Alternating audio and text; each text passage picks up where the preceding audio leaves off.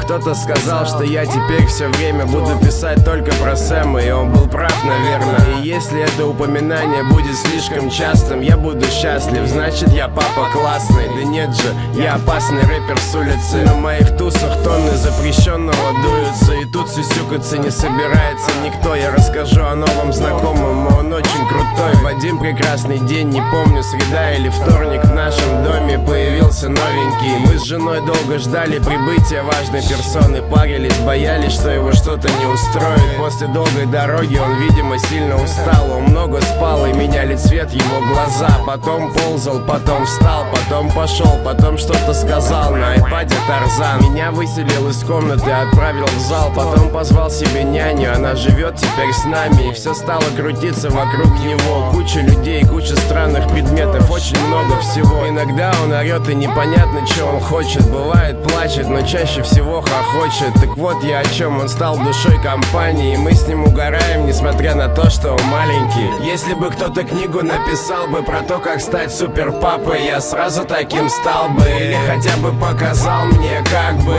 Но мы с Сэмом решим все сами, пойми. Если бы кто-то книгу написал бы про то, как стать супер папой, я сразу таким стал бы. Или хотя бы показал мне, как бы. Но мы с Сэмом решим все сами, пойми. Честно говоря, очень сложно писать об этом, обо всем. Я ведь никогда не представлял себя отцом. И если бы лет 5 назад кто-нибудь мне сказал, что у меня будет жена и ребенок, плюнул бы ему в лицо. Но в конце концов все так и срослось. И я радуюсь жизни рядом с этим сорванцом. И когда он поднимает меня с утра, я рад. И пофиг, что я не спал, за окном дождь или жара. По-моему, сейчас кому-то будет та-та-та, если этот кто-то будет продолжать вести себя так. Сейчас ты бабахнешься, и будет такое бобо. Будешь делать и пойдешь гулять на лос. Сделай маме оба-оба и иди ням-ням. Потом куп-куп на и отнеси это няне. Зачем бить мальчиков на улице? Ты ведь не хулиган, отдай маме помаду. Ты, по-моему, не ляля. Я в полном восторге от этого ребенка. И в отличие от многих, я никогда не менял пеленки. Я вспоминаю, как я рос без отца, и хочу, чтобы все от жизни брал этот пацан.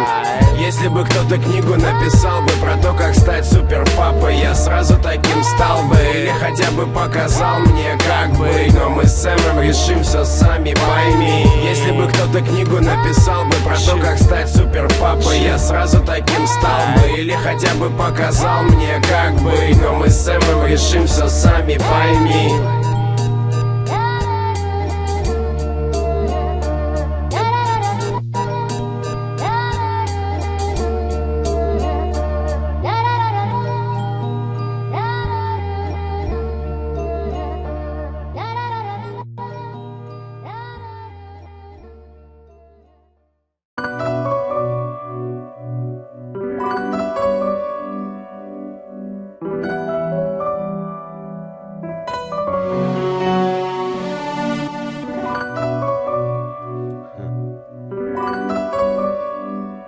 Как-то так.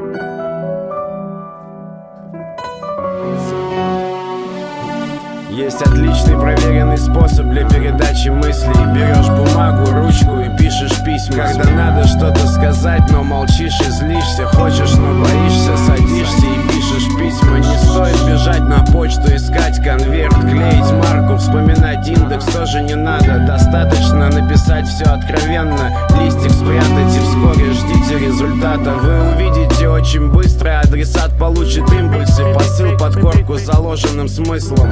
Он скорее всего вас даже и не вычислит, но сразу же поймет, что по-прежнему вы с ним. Может, это вымысел, я пока не выяснил, но есть некая сила в бумаге и чернилах. Я помню декабрь, когда весь дым осел. Это все, что у меня было, когда люто крыло. Представьте, зима, уютный трехэтажный домик с бассейном, бильярдом в ближайшем Подмосковье. На втором этаже горит лампа настольная, там в комнате соломенной пишу письмо домой. Тут момент непростой, ну и ладно, я люблю правду, а еще люблю себя оправдывать. И может я покажу слегка неадекватным, но я показываю вам, как делать не надо.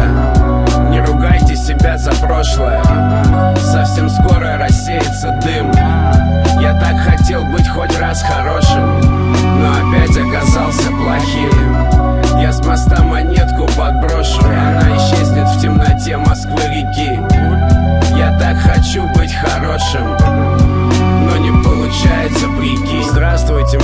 Маленькие мои, самые любимые. Ну вы же в курсе, что папа у вас полный дебил. Я поступил невероятно некрасиво, когда слился и оставил вас на целый месяц одних. После очередных выходных я послушал свои мысли и захотелось убежать от них. Посреди возни у меня вопрос возник: притормози, кое-что надо прояснить. Дорогая, на этот раз удивляться нечему. Я вернусь сразу, как только они меня подлечат. И еще хотел пообещать, что все будет круто, но не буду. Сейчас время трудное. Хорошо, что я пишу отсюда. Всем нам на пользу пойдут эти 28 суток. Я вас люблю больше всего на свете, но иногда попадаю в старые добрые сети. Если надо, я готов объехать экватор на велике ради своей микросемьи.